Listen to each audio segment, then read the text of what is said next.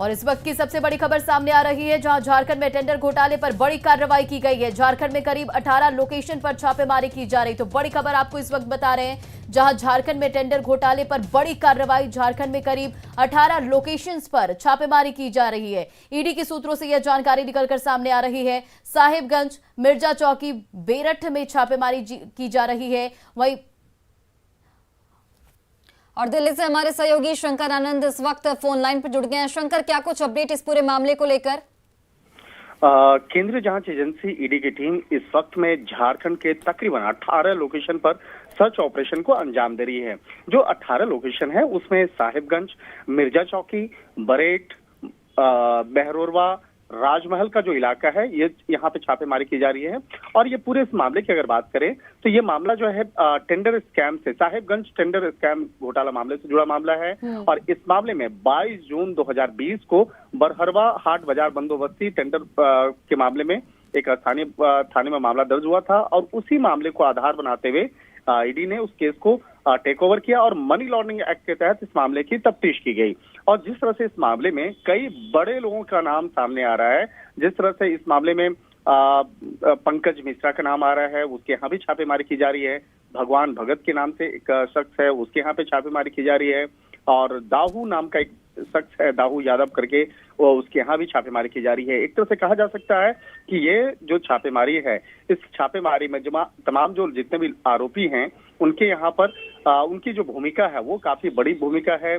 और इस केस में कई बड़े लोगों का नाम सामने आ रहा है। हालांकि इस मामले में झारखंड सरकार में मंत्री आलमगीर आलम, उनका भी नाम सामने आ रहा है, क्योंकि उनकी जो भूमिका है वो भी काफी सामने आई थी। लेकिन किस तरह से आलमगीर आलम पे आरोप लगे, किस तरह से इस मामले में एफआईआर रजिस्टर्ड हुआ, इन तमाम मामलों की विस्तार से ईडी की टीम तफ्तीश करेगी। लेकिन एक चीज और मैं बताना चाहूंगा इस मामले में कि सुरक्षा व्यवस्था के मद्देनजर इन 18 लोकेशन पर काफी सुरक्षा व्यवस्था के साथ सर्च ऑपरेशन को अंजाम दिया जा रहा है। और इस सर्च ऑपरेशन को अंजाम देने के लिए सीआरपीएफ की तकरीबन 150 जवानों को तैनात किया गया है। इसके साथ साथ ईडी के तकरीबन 150 जवान जो हैं, ईडी के तकरीबन 150 से पौने 200 अधिकारी वो भी इस तमाम लोकेशन पर सर्च ऑपरेशन को अंजाम दे रहे हैं। तो तकरीबन जो 350 से ज्यादा जो अधिकारी और जवानों की जो टीम है वो इस सर्च ऑपरेशन को अंजाम दे रही है। और जैसे जैसे इस मामले में पिछले कुछ समय से ही काफी चर्चा का केंद्र बना हुआ था ये मामला, तो एक तरह से कह सकते हैं कि साहबगंज टेंडर घोटाला मामले को ध्यान में रखते ही इस सर्च ऑपरेशन को अंजाम दिया जा रहा है। शंकर, ये भी जानना चाहेंगे कि जिन 18 लोकेशन पर इस वक्त छापेमारी चल रही है, क्या उसमें आलमगीर आलम का लोकेशन भी शामिल है, या फिर आने वाले वक्त में उनके लोकेशन पर भी छापेमारी की जा सकती है? देखिए, आलमगीर आलम का नाम अभी तक हमारे जो सोर्स हैं वो हमारे सूत्रों ने अभी तक उनके नाम का नहीं बताया है, लेकिन जरूर बताया है कि भगवान भगत, दाहू यादव, पंकज मिश्रा, उनका नाम है पंकज मिश्रा, जो हैं वो बरहेट विधायक प्रतिनिधि हैं और काफी राजनीतिक रसूख वाले व्यक्ति माने जाते हैं पंकज मिश्रा।